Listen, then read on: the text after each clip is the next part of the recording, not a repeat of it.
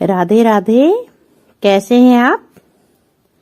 मैं हूं आकांक्षा और आप सब भक्तजनों का बहुत बहुत स्वागत करती हूं आपके अपने YouTube channel Krishna magical world में।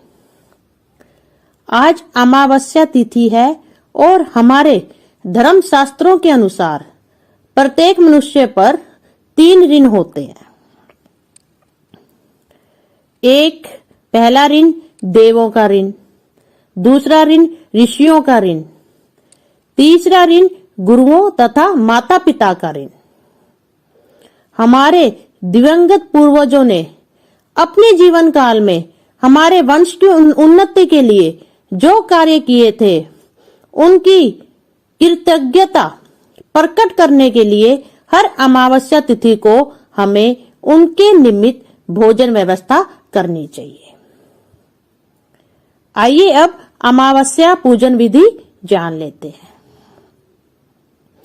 जिस दिन अमावस्या तिथि हो उसके एक दिन पूर्व किसी श्रेष्ठ ब्राह्मण या अपने कुल के दामाद, दोहते, भांजा इत्यादि को भोजन के लिए निमंत्रण दें। महिलाओं को चाहिए शुद्ध होकर शुद्ध वस्त्र पहनकर पितरों के लिए भोजन बनाएं। अगर आप रसवला हैं तो आपको भोजन नहीं बनाना चाहिए और ना ही पूजन में सम्मिलित होना चाहिए। आप अपने उन दिनों में जो आपके घर के जेंट्स हैं, उनके हाथों द्वारा आप सूखा आटा, गुड़, कच्चा दूध, चावल या कोई भी हरी सब्जी पंडित या किसी भी जरूरतमंद ब्राह्मण को दे सकते हैं। ब्राह्मणों को भोजन खिलाने का अब जो समय सबसे सर्वश्रेष्ठ होता है अमावस्या तिथि पे, यह जान लेते हैं। ब्राह्मण को भोजन खिलाने का समय मध्याह्न अर्थात दोपहर का होता है, अर्थात 12:45 तक, जिसे अभिजीत समय भी कहते हैं। आप भोजन इसी समय करवाइए। पूजन में काले व नीले वस्त्र का उपयोग ना करें, यानी आप काले व नीले वस्त्र धारण ना करें। अमावस्या के दिन गीता पाठ करना चाहिए और गीता पाठ करने के बाद फल संकल्प करके पितरों को अर्पण कर देना चाहिए। इससे उनकी आत्मा को शांति मिलती है और उन्हें उत्तम लोक की प्राप्ति हो जाती है। दक्षिण दिशा की तरफ मुंह करके पीपल वृक्ष पर पितरों की शांति के लिए जल भी जरूर चढ़ाना चाहिए। अमावस्या को जब हम पितरों का भोजन बनाते हैं, उसमें लहसुन, प्याज, शलगम व मसूर की दाल आदि का प्रयोग ना करें। इसी प्रकार काला नमक और गोल लौकी का भी प्रयोग नहीं करना चाहिए।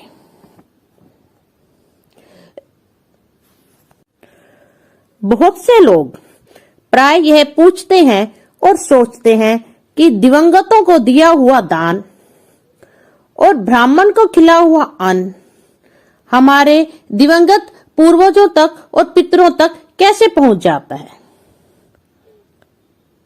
इसके उत्तर में मैं यह स्पष्ट करना चाहती हूं कि सनातन धर्म में प्रत्येक क्रिया विज्ञान पर आधारित है। यह एक टेलीपैथी है।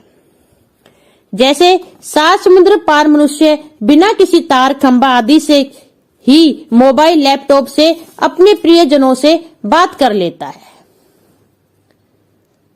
जैसे हजारों किलोमीटर दूर अदृश्य स्थान पर होते हुए भी मिसाइल अपने लक्ष्य पर जाकर ही भेदन करती है, जैसे रिमोट से बम फोड़ सकते हैं, कार को खोल और बंद कर सकते हैं, उसी प्रकार पितरों के निमित्त किए गए श्राद्ध और भोजन का भी मंत्र शक्ति द्वारा वहां पर पहुंच जाता है जहां वह जीव विद्यमान है।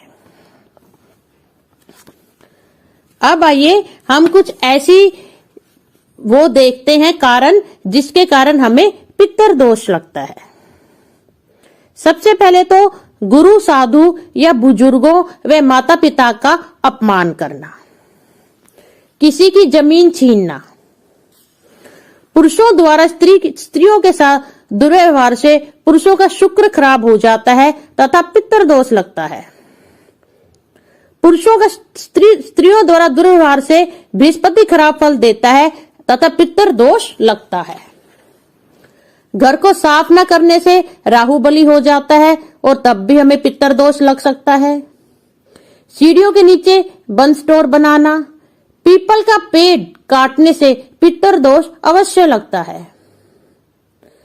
सिंहमुखी घर होने से पितृ दोष लगने की पूरी संभावना बन जाती है। अब पितृ दोष जो हैं, उनके क्या लक्षण है, हमें कैसे पता चलेगा कि पितृ हम पे कुपित हैं?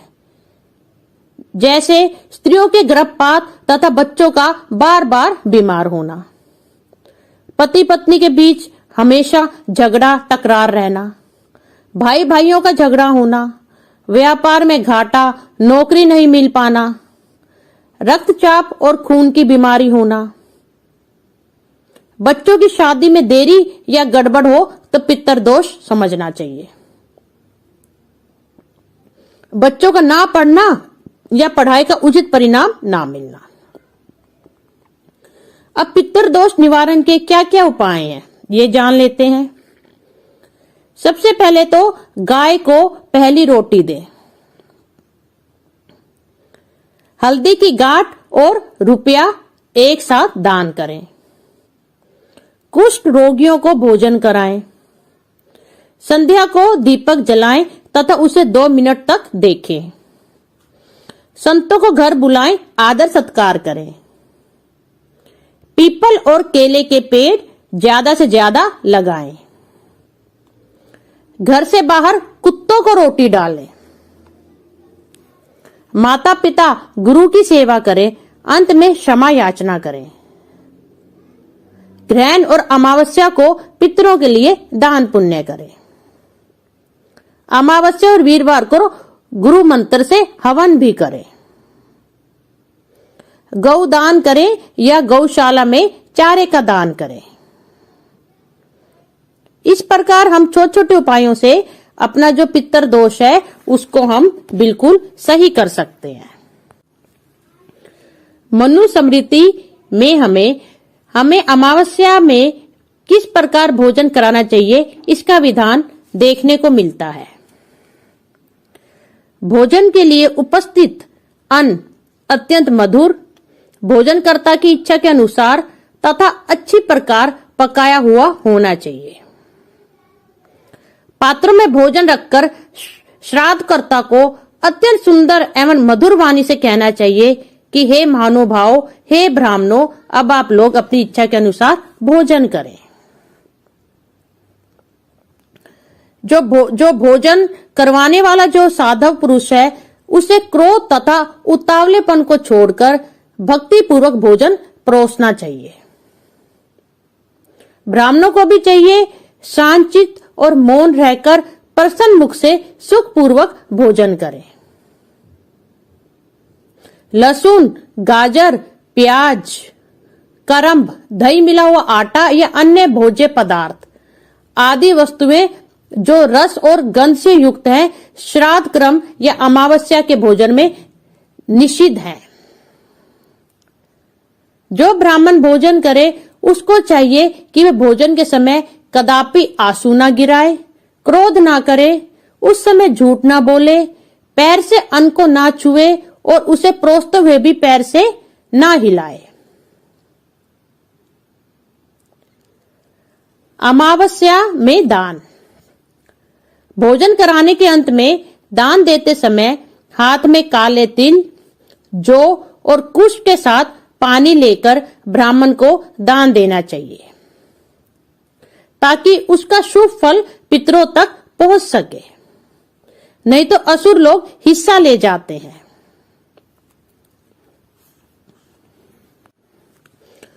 अमावस्या को भोजन में कौवों और कुत्तों को हिस्सा क्यों दिया जाता है? आइए अब इस प्रश्न का उत्तर ले लेते हैं। कौवों को पितर के रूप में मानते हैं। कौवे का रंग काला होता है, जो कि राहु केतु का रूप माना जाता है। राहु केतु के कारण ही पितर दोष लगता है, अतः पितर दोष की शांति हेतु ऐसा किया जाता है। शास्त्रों में कौवे और कुत्ते को यम जीव भी कहा गया है। यह उसके दूत व सहायक कहलाते हैं, अतः इससे यम की तुष्टि होती है, जो कि पितरों के स्वामी है। जो लोग भोजन पकाकर मंदिर में देने जाते हैं, उनको यह जरूर चाहिए कि वे भोजन पकाकर बिना संकल्प के ही मंदिर में भोजन ना दें। इससे मृत आत्मा को शांति नहीं मिलती। वे मंदिर में जाके जिस भी पूर्वज के निमित्त वह भोजन दे रहे हैं, उनको संकल्प जरूर करना चाहिए, उनका नाम लेके, और उसके बाद भोजन ब्राह्मण या मंदिर में देना चाहिए। आशा करती हूँ आपको यह जानकारी अच्छी लगी होगी। अगर आपको वीडियो अच्छी लगी हो तो इसे शेयर जरूर कीजिएगा। अगर आपने इस चैनल को सब्सक्राइब नहीं किया तो प्लीज कीजिएगा। अब मैं जाने की आज्ञा चाहती हूँ। राधे राधे। ओम श्री पितर देवाय नमः। धन्यवाद।